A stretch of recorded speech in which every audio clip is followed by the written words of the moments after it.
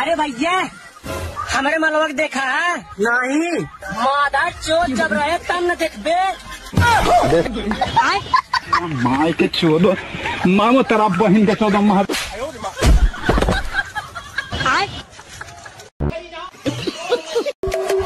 मैं मदारी झाटूगर बतावा क्या हुआ है। छोला तू कहे का चाट बनाई दे। चाट ना है हमारे झाट बनाई दे। माई के चोदो मारम ना एक फट में लगवा लहू